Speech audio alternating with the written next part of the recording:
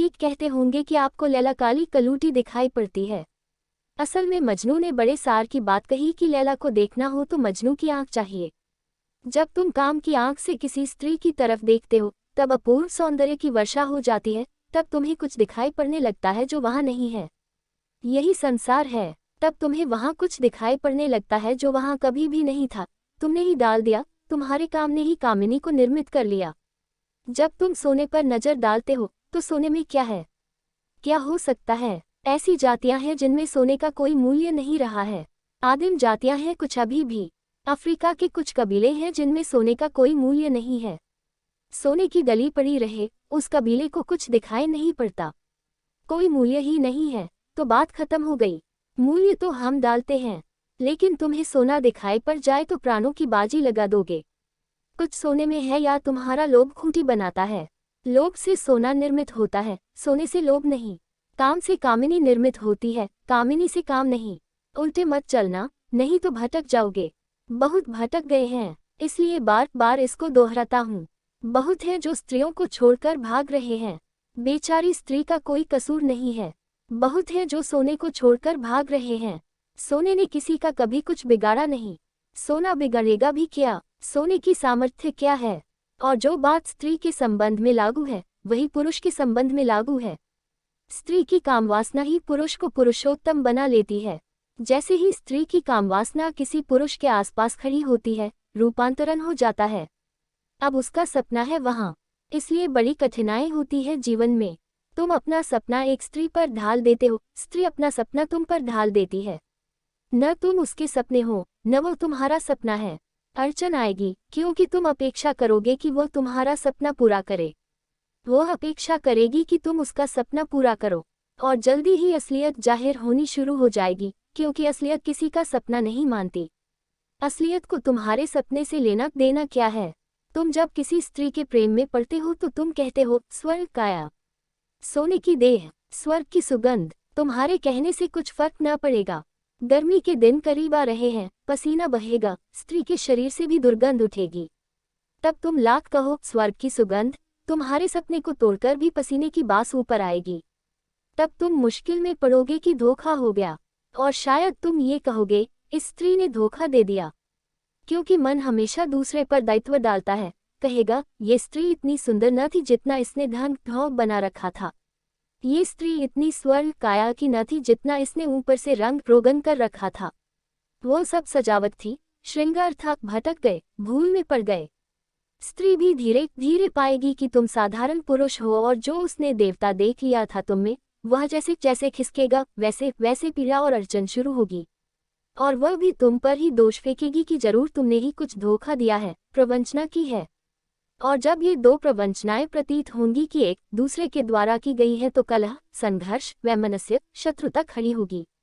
तुम्हारा मन किसी और स्त्री की तरफ डोलने लगेगा। तुम नई खूंटी तलाश करोगे। स्त्री का मन किसी और पुरुष की तरफ डोलने लगेगा। वो किसी नई खूंटी तलाश करेगी। और इसी तरह तुम जन्मों जन्मों से करते रहे हो। लाखों खूंटियों पर तुमने सपना डाला, लाखों खूंटियों पर तुमने अपनी वासना टांगी, लेकिन अब तक तुम जागे नहीं और तुम यह न देख पाए कि सवाल खूंटी का नहीं है, सवाल कामिनी का नहीं है, काम का है। ये तुम्हारा ही खेल है। तुम जिस दिन चाहो समेट लो, लेकिन जब तक समझोगे न, समेटोगे कैसे? भागना कहीं भी नहीं है। तुम जहाँ हो वहीं ही अपने मन की वासनाओं के जाल को समेट लेना है। जैसे सांझ मछुआ अपने जाल को समेट लेता है, ऐसे ही जब समझ की सांझ आती है, जब समझ परिपक्व होती है, तुम चुपचाप अपना जाल समेट लेते हो। वो तुमने ही फैलाया था, कोई दूसरे का हाथ नहीं है। कोई दूसरा तुम्हें भटका नहीं रहा है। सोने का क्या कसूर है? तुम नहीं थे तब भी सोना अपनी जगह पड़ा था। तुम्हारी प्रतीक्षा भी नहीं की थी उसने। तुम नहीं रहोगे तब भी सोना अपनी जगह पड़ा रहेगा। भर्तृहरि ने अपने जीवन में उल्लेख किया है, राज्य छोड़ दिया, और राज्य ऐसे ही नहीं छोड़ दिया था, बड़ी परिपक्वता से छोड़ा था, जानकर छोड़ा था। भोगा था जीवन को, और जीवन के भोग से जो पीड़ा पाई थी और जीवन के भोग में जो व्यर्थता पाई थी उसके कारण छोड़ा था। लेकिन तब भी छोड़ते छोड़ते भी धुएं की एक रेखा भीतर रह गई होगी। जीवन जटिल है, परत दर परत अज्ञान है। एक परत पर छोड़ देते ही दूसरी परत पर प्रकट होना शुरू हो जाता है। सब छोड़कर संन्यस्त होकर जंगल में भर्तृहरि बैठे हैं, अपनी गुफा में बैठे हैं। एक पक्षी ने गीत गुनगुनाया, आंख खुल गई। पक्षी को तो देखा ही देखा, राह पड़ा एक चमकदार हीरा दिखाई पड़ा। अनजाने कोने से, अचेतन की किसी परत से जरा सा लोभ सरक गया, जरा सा हल्का झोंका, पता भी न चले। भर्तहरि को ही पता चल सकता है, जो कि जीवन को बड़ा समझकर बाहर आया था। जरा सा कंपन हो गया, लो हिल गई भीतर उठा लूं। फिर थोड़ी हंसी भी आई, इससे भी बड़े बड़े हीरे जवाहरात छोड़कर आया और अभी भी उठाने का मन बना है। बहुत कुछ था, बड़ा साम्राज्य था, ये हीरा कुछ भी नहीं है। ऐसे बहुत हीरों के ढेर थे, वो सब छोड़ आया और आज अचानक इस साधारण से हीरे को राह पर पड़ा देखकर मन में यह बात उठाई, कुटिया छोड़ने से लोभ नहीं छूटता, महल छोड़ देने से भी लोभ नहीं छूटता, धन के अंबार त्याग देने से भी त्याग नहीं हो जाता। मगर भर्तहरि बड़ा सचेत जागरूक व्यक्तित्व है। पहचान लिया, पकड़ लिया, होश में आ गया कि नहीं, ये बात क्या हुई।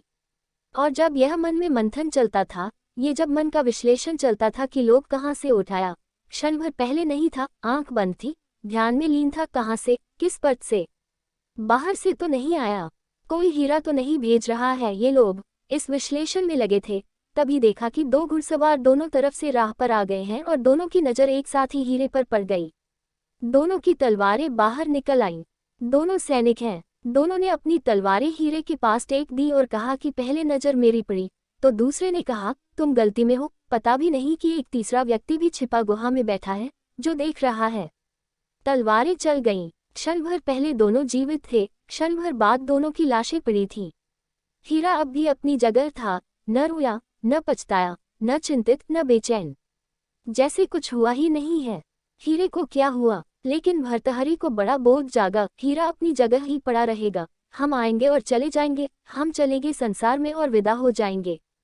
हीरे हमारे लिए पछताएंगे न विदा देते समय एक आंसू उनकी आंखों में झलकेगा, न हमें देखकर वे प्रसन्न हैं। सब अपने ही मन का खेल है, हम ही टांग लेते हैं।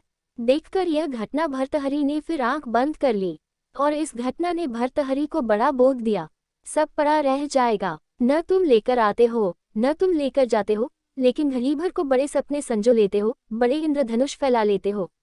मन संसार है, काम कामिनी का निर्माता है, सृष्टा है, लोक स्वर्ण का जन्मदाता है। अब हम इन सूत्रों में प्रवेश करें। बड़ी बारीक बात है और बड़े सरल शब्दों में कही गई है। शब्द इतने सरल हैं कि लगेगा समझाने जैसा क्या है। इन सरल शब्दों में इतना कुछ भरा है कि समझाए भी समझाया नहीं जा सकता। तुम समझते रहो, मैं समझाता रहूं, कोई अंत न आए।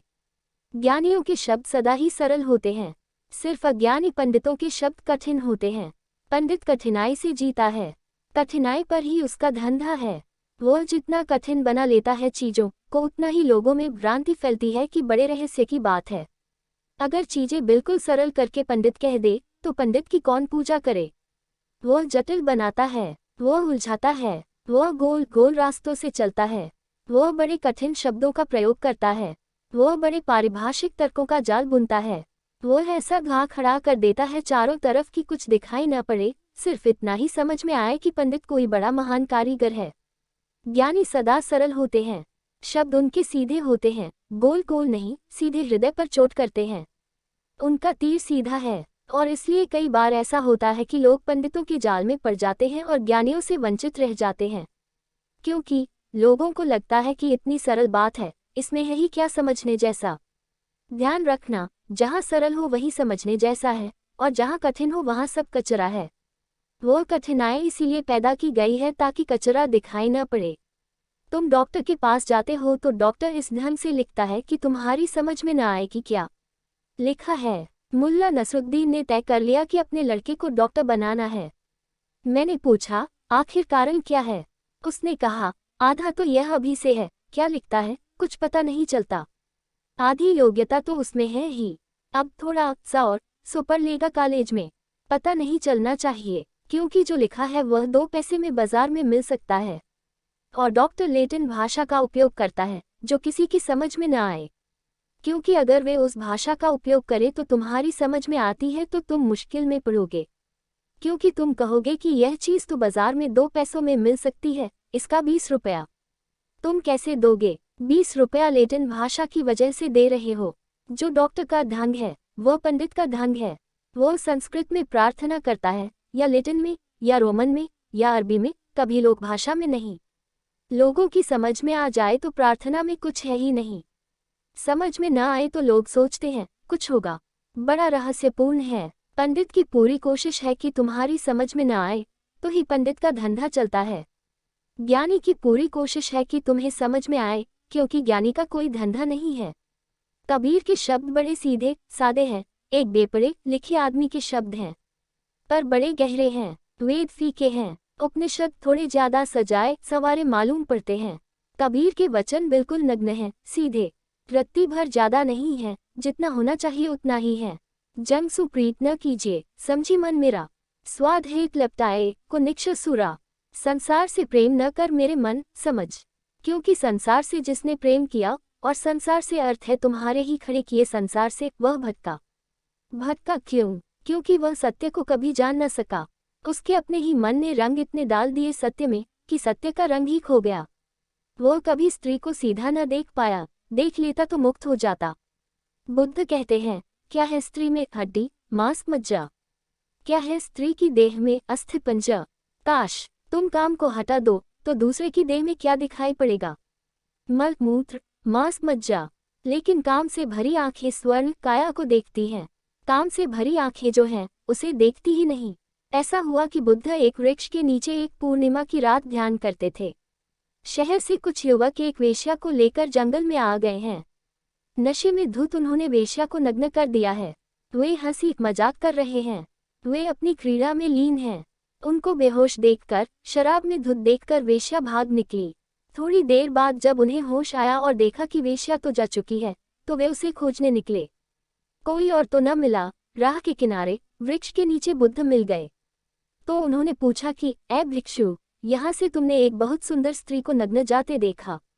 बुद्ध ने कहा, कोई यहाँ से गया, कहना मुश्किल है कि स्त्री है या पुरुष, क्योंकि वह भेद तभी तक था जब अपनी कामना थी। अब कौन भेद करता है? किसको लेना देना है? क्या पड़ी है? कोई गया जरूर, तय करना मुश्किल है कि स्त्री थी या पुरुष था। और तुम कहते हो सुंदर, तुम और कठिन सवाल उठाते हो, सुंदर और असुंदर भी गया। वह अपने ही मन का खेल था। हाँ, एक अस्थिपंजा मांस मज्जा से भरा गुजरा है जरूर। कहाँ गया ये कहना मुश्किल है, क्योंकि मैं आंखों को भीतर ले जाने में लगा हूँ। बाहर कौन जा रहा है ये देखता रहूं तो भीतर कैसा जाऊं? तुम मुझे क्षमा करो, तुम किसी और को खोजो, वह तुम्हें ठीक ठीक पता दे सकेगा। मैं अपना पता खोज रहा हूँ, दूसरों के पते की मुझे अब कोई चिंता न रही। काश काम के बिना तुम स्त्री को देखो या पुरुष को देखो, क्या पाओगे वहाँ? शरीर में तो कुछ भी नहीं है, और अगर कुछ है तो वह शरीरी है। लेकिन काम की आंखें तो उसे देख ही न पाएंगी, उस आत्मा को जो इस हड्डी मांस मज्जा की देह में छिपी है। उस चैतन्य को, उस ज्योति को तो काम से भरी आंखें तो देख ही न पाएंगी। तुम देह पर ही भटक रहोगे। जब काम गिर जाता है, शरीर न कुछ हो जाता है, मिट्टी से उठा मिट्टी में वापस लौट जाएगा। लेकिन जैसे ही शरीर ना कुछ हुआ, वैसे ही शरीर के भीतर जो छिपा है, उसकी पहली झलक मिलनी शुरू हो जाती है। तब न तो तुम स्त्री को पाते हो न पुरुष को, तुम सब जगह परमात्मा को पाते हो। जग सुप्रीत न कीजिए, इसलिए काम की आंख से मत देखो।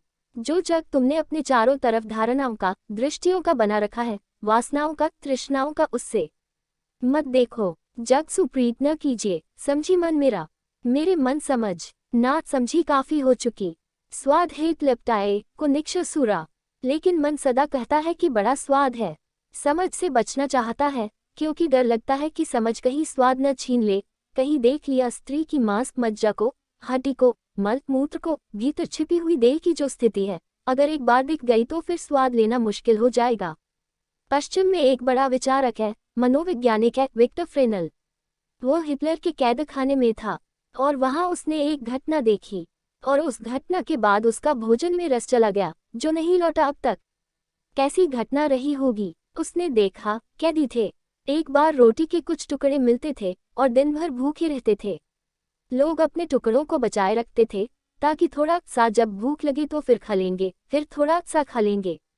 24 घंटे की भूख। एक दिन उसने देखा कि एक कैदी को वमन हो गया, उल्टी हो गई। इसमें तो कुछ बड़ी बात न थी, बहुत लोगों को वमन करते हुए देखा होगा, लेकिन फ्रेनल ने देखा कि वह उस वमन को ही उठाकर फिर से खा रहा है। उसने अपने संस्मरणों में लिखा है कि उस दिन के बाद फिर मेरा भोजन में रस नहीं रहा।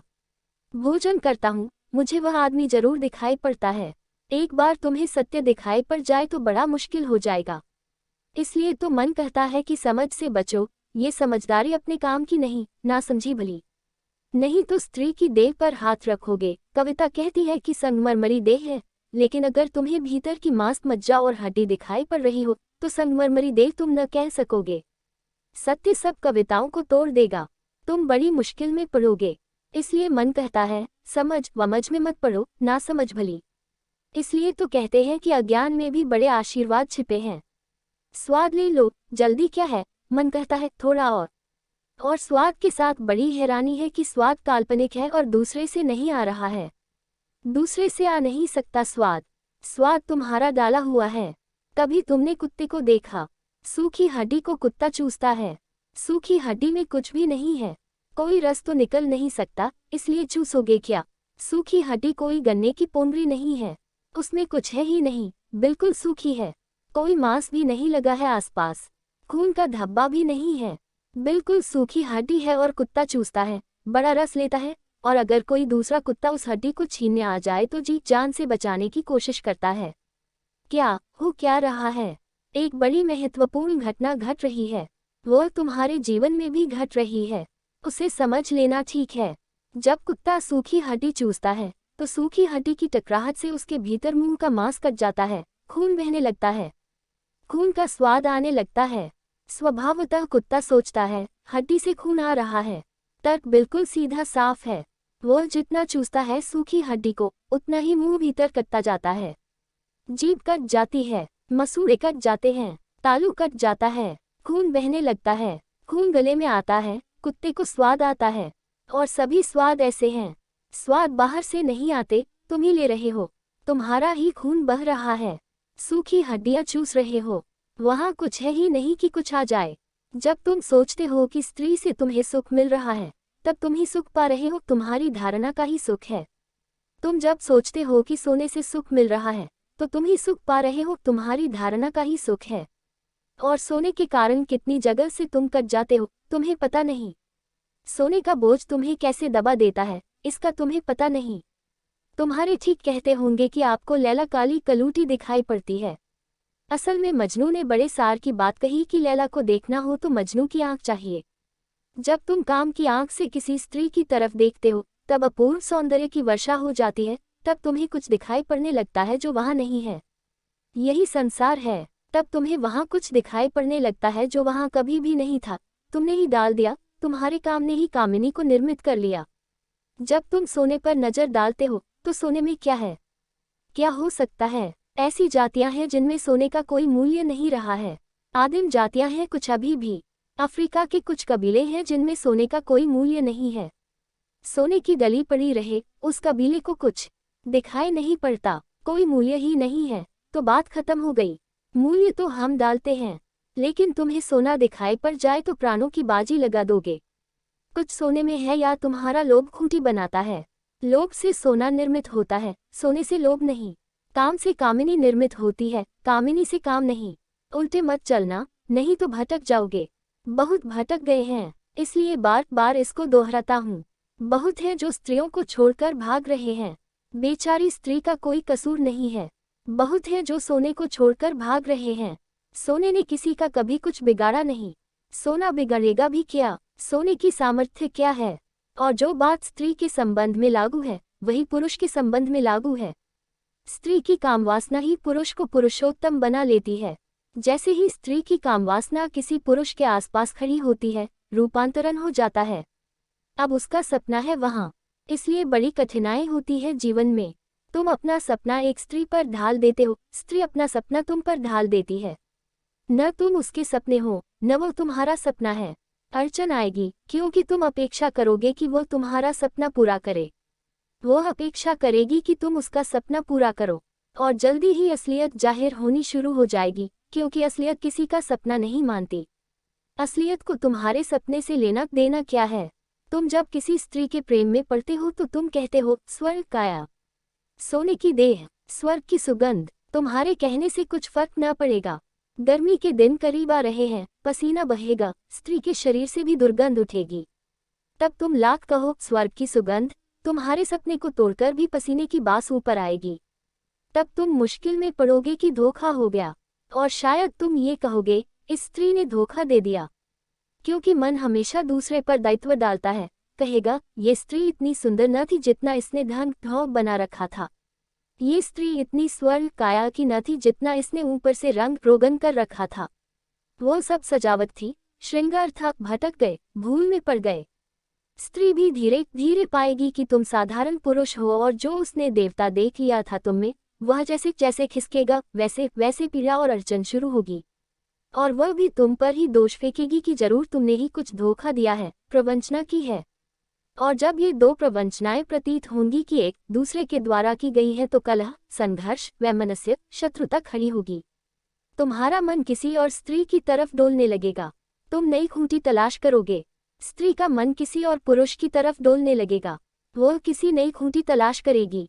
और इसी तरह तुम जन्मों जन्मों से करते रहे हो। लाखों खूंटियों पर तुमने सपना डाला, लाखों खूंटियों पर तुमने अपनी वासना टांगी, लेकिन अब तक तुम जागे नहीं और तुम यह न देख पाए कि सवाल खूंटी का नहीं है, सवाल कामिनी का नहीं है, काम का है। ये तुम्हारा ही खेल है। तुम जिस दिन चाहो समेट लो, लेकिन जब तक समझोगे न, समेटोगे कैसे? भागना कहीं भी नहीं है, तुम जहाँ हो वहीं ही अपने मन की वासनाओं के जाल को समेट लेना है।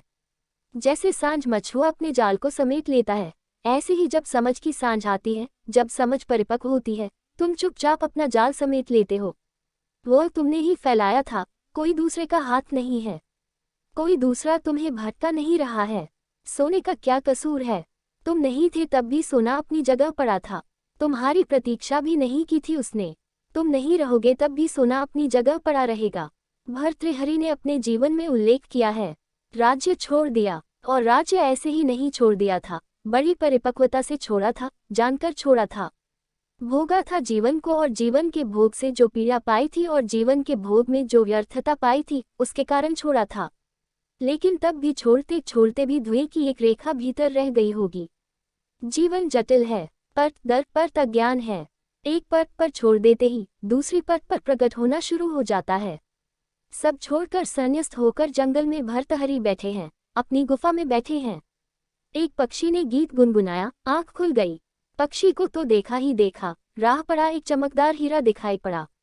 अनजाने कोने से, अचेतन की किसी परत से जरा सा लोभ सरक गया, जरा सा हल्का झोंका, पता भी न चले। भर्तहरि को ही पता चल सकता है जो कि जीवन को बड़ा समझकर बाहर आया था। जरा सा कंपन हो गया, लो हिल गई भीतर उठा लूं।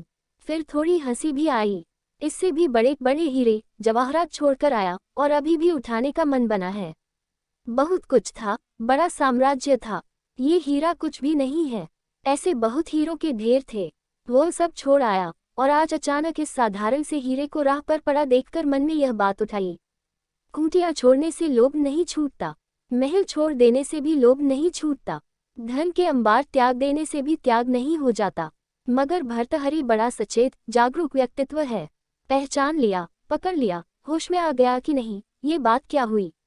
और जब यह मन में मंथन चलता था, ये जब मन का विश्लेषण चलता था कि लोभ कहाँ से उठाया, क्षण भर पहले नहीं था, आंख बंद थी, ध्यान में लीन था, कहाँ से, किस परत से, बाहर से तो नहीं आया, कोई हीरा तो नहीं भेज रहा है ये लोभ। इस विश्लेषण में लगे थे, तभी देखा कि दो घुड़सवार दोनों तरफ से राह पर आ गए हैं और दोनों की नजर एक साथ ही हीरे पर पड़ गई। दोनों की तलवारें बाहर निकल आईं।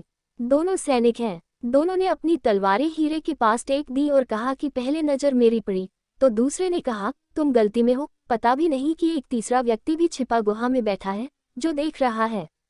तलवारें चल गईं। क्षण भर पहले दोनों जीवित थे, क्षण भर बाद दोनों की लाशें पड़ी थीं। हीरा अब भी अपनी जगह था, न रोया, न पछताया, न चिंतित, न बेचैन, जैसे कुछ हुआ ही नहीं है। हीरे को क्या हुआ, लेकिन भर्तहरि को बड़ा बोध जागा, हीरा अपनी जगह ही पड़ा रहेगा, हम आएंगे और चले जाएंगे, हम चलेंगे संसार में और विदा हो जाएंगे। हीरे हमारे लिए पछताएंगे न विदा देते समय एक आंसू उनकी आंखों में झलकेगा, न हमें देखकर वे प्रसन्न हैं। सब अपने ही मन का खेल है, हम ही टांग लेते हैं। देखकर यह घटना भर्तहरि ने फिर आंख बंद कर ली, और इस घटना ने भर्तहरि को बड़ा बोध दिया। सब पड़ा रह जाएगा। न तुम लेकर आते हो न तुम लेकर जाते हो, लेकिन घड़ी भर को बड़े सपने संजो लेते हो, बड़े इंद्रधनुष फैला लेते हो। मन संसार है, काम कामिनी का निर्माता है, सृष्टा है, लोक स्वर्ण का जन्मदाता है। अब हम इन सूत्रों में प्रवेश करें। बड़ी बारीक बात है और बड़े सरल शब्दों में कही गई है। शब्द इतने सरल हैं कि लगेगा समझाने जैसा क्या है। इन सरल शब्दों में इतना कुछ भरा है कि समझाए समझाए भी समझाया नहीं जा सकता। तुम समझते रहो, मैं समझाता रहूं, कोई अंत न आए। ज्ञानियों के शब्द सदा ही सरल होते हैं, सिर्फ अज्ञानी पंडितों के शब्द कठिन होते हैं। पंडित कठिनाई से जीता है, कठिनाई पर ही उसका धंधा है। वह जितना कठिन बना लेता है चीजों को, उतना ही लोगों में भ्रांति फैलती है कि बड़े रहस्य की बात है। अगर चीजें बिल्कुल सरल करके पंडित कह दे तो पंडित की कौन पूजा करे। वह जटिल बनाता है, वह उलझाता है, वह गोल गोल रास्तों से चलता है, वह बड़े कठिन शब्दों का प्रयोग करता है, वह बड़े पारिभाषिक तर्कों का जाल बुनता है। वह ऐसा घा खड़ा कर देता है चारों तरफ कि कुछ दिखाई न पड़े, सिर्फ इतना ही समझ में आए कि पंडित कोई बड़ा महान कारीगर है। ज्ञानी सदा सरल होते हैं, शब्द उनके सीधे होते हैं, गोल गोल नहीं, सीधे हृदय पर चोट करते हैं। उनका तीर सीधा है, और इसलिए कई बार ऐसा होता है कि लोग पंडितों के जाल में पड़ जाते हैं और ज्ञानियों से वंचित रह जाते हैं, क्योंकि लोगों को लगता है कि इतनी सरल बात है, इसमें है ही क्या समझने जैसा। ध्यान रखना, जहाँ सरल हो वही समझने जैसा है, और जहाँ कठिन हो वहाँ सब कचरा है। वो कठिनाई इसीलिए पैदा की गई है ताकि कचरा दिखाई न पड़े। तुम डॉक्टर के पास जाते हो तो डॉक्टर इस ढंग से लिखता है कि तुम्हारी समझ में न आए कि क्या लिखा है। मुल्ला नसरुद्दीन ने तय कर लिया कि अपने लड़के को डॉक्टर बनाना है। मैंने पूछा, आखिर कारण क्या है? उसने कहा, आधा तो यह अभी से है, क्या लिखता है कुछ पता नहीं चलता। आधी योग्यता तो उसमें है ही, अब थोड़ा सा और सो पढ़ लेगा कॉलेज में, पता नहीं चलना चाहिए, क्योंकि जो लिखा है वह 2 पैसे में बाजार में मिल सकता है।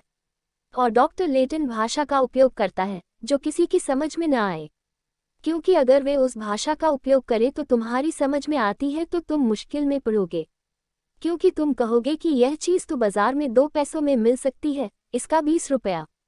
तुम कैसे दोगे? 20 रुपया लैटिन भाषा की वजह से दे रहे हो। जो डॉक्टर का ढंग है वह पंडित का ढंग है। वह संस्कृत में प्रार्थना करता है, या लैटिन में, या रोमन में, या अरबी में, कभी लोक भाषा में नहीं। लोगों की समझ में आ जाए तो प्रार्थना में कुछ है ही नहीं, समझ में न आए तो लोग सोचते हैं कुछ होगा। बड़ा रहस्यपूर्ण है। पंडित की पूरी कोशिश है कि तुम्हारी समझ में न आए, तो ही पंडित का धंधा चलता है। ज्ञानी की पूरी कोशिश है कि तुम्हें समझ में आए, क्योंकि ज्ञानी का कोई धंधा नहीं है। कबीर के शब्द बड़े सीधे सादे हैं, एक बेपड़े लिखे आदमी के शब्द हैं, पर बड़े गहरे हैं। वेद फीके हैं, उपनिषद थोड़े ज्यादा सजाए सवारे मालूम पड़ते हैं। कबीर के वचन बिल्कुल नग्न हैं, सीधे, रत्ती भर ज्यादा नहीं है, जितना होना चाहिए उतना ही है। जंग सुप्रीत न कीजिए, समझी मन मेरा, स्वाद हेत लपटाए को निक्ष सुरा।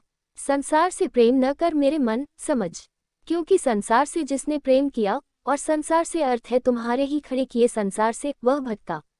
भटका क्यों? क्योंकि वह सत्य को कभी जान न सका। उसके अपने ही मन ने रंग इतने डाल दिए सत्य में कि सत्य का रंग ही खो गया। वह कभी स्त्री को सीधा न देख पाया, देख लेता तो मुक्त हो जाता। बुद्ध कहते हैं, क्या है स्त्री में हड्डी मांस मज्जा?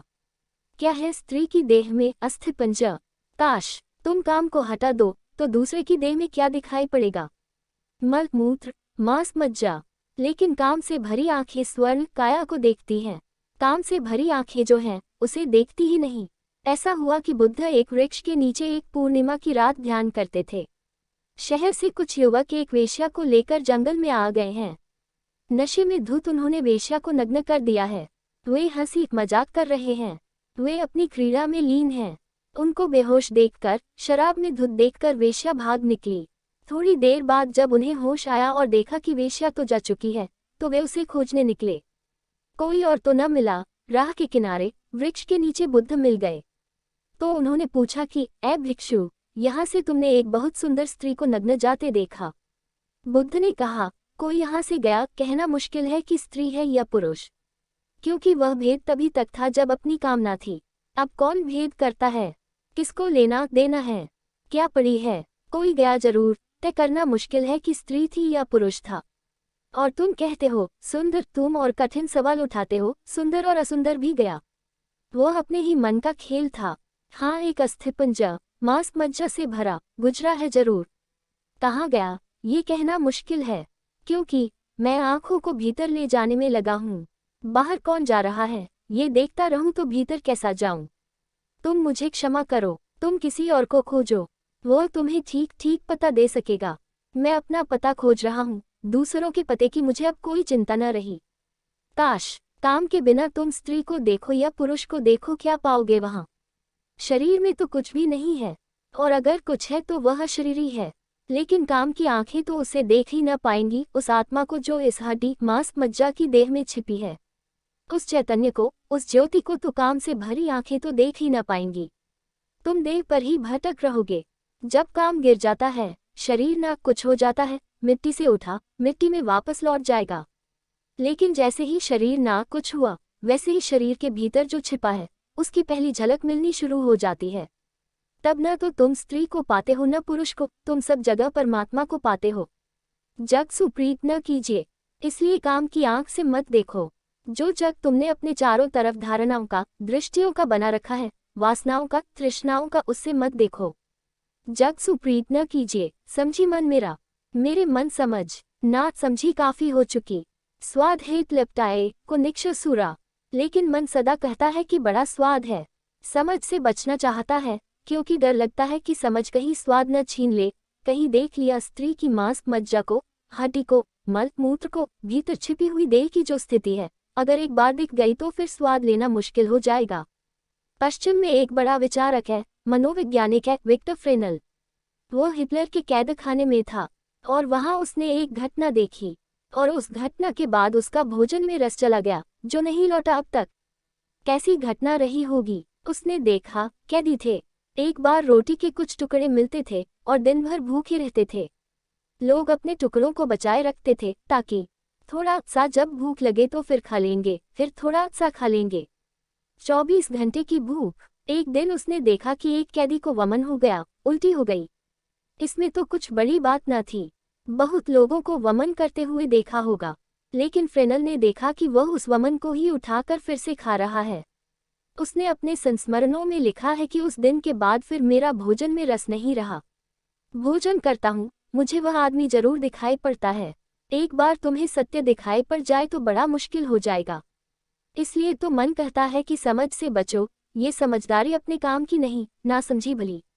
नहीं तो स्त्री की देह पर हाथ रखोगे। कविता कहती है कि संगमरमरी देह है, लेकिन अगर तुम्हें भीतर की मांस मज्जा और हड्डी दिखाई पड़ रही हो तो संगमरमरी देह तुम न कह सकोगे। सत्य सब कविताओं को तोड़ देगा, तुम बड़ी मुश्किल में पड़ोगे। इसलिए मन कहता है समझ वमझ में मत पड़ो, ना समझ भली। इसलिए तो कहते हैं कि अज्ञान में भी बड़े आशीर्वाद छिपे हैं। स्वाद ले लो, जल्दी क्या है, मन कहता है थोड़ा और स्वाद के साथ बड़ी हैरानी है कि स्वाद काल्पनिक है और दूसरे से नहीं आ रहा है। दूसरे से आ नहीं सकता स्वाद, स्वाद तुम्हारा डाला हुआ है। कभी तुमने कुत्ते को देखा? सूखी हड्डी को कुत्ता चूसता है, सूखी हड्डी में कुछ भी नहीं है, कोई रस तो निकल नहीं सकता, इसलिए चूसोगे क्या? सूखी हड्डी कोई गन्ने की पोंगरी नहीं है, उसमें कुछ है ही नहीं, बिल्कुल सूखी है, कोई मांस भी नहीं लगा है आसपास, खून का धब्बा भी नहीं है, बिल्कुल सूखी हड्डी है और कुत्ता चूसता है, बड़ा रस लेता है। और अगर कोई दूसरा कुत्ता उस हड्डी को छीनने आ जाए तो जी जान से बचाने की कोशिश करता है। क्या रहा है? एक बड़ी महत्वपूर्ण घटना घट रही है, वो तुम्हारे जीवन में भी घट रही है, उसे समझ लेना ठीक है। जब कुत्ता सूखी हड्डी चूसता है तो सूखी हड्डी की टकराहट से उसके भीतर मुंह का मांस कट जाता है, खून बहने लगता है, खून का स्वाद आने लगता है। स्वभावतः कुत्ता सोचता है हड्डी से खून आ रहा है, तर्क बिल्कुल सीधा साफ है। वो जितना चूसता है सूखी हड्डी को, उतना ही मुंह भीतर कटता जाता है। जीभ कट जाती है, मसूड़े कट जाते हैं, तालू कट जाता है, खून बहने लगता है, खून गले में आता है, कुत्ते को स्वाद आता है। और सभी स्वाद ऐसे हैं, स्वाद बाहर से नहीं आते, तुम ही ले रहे हो, तुम्हारा ही खून बह रहा है, सूखी हड्डियां चूस रहे हो, वहां कुछ है ही नहीं कि कुछ आ जाए।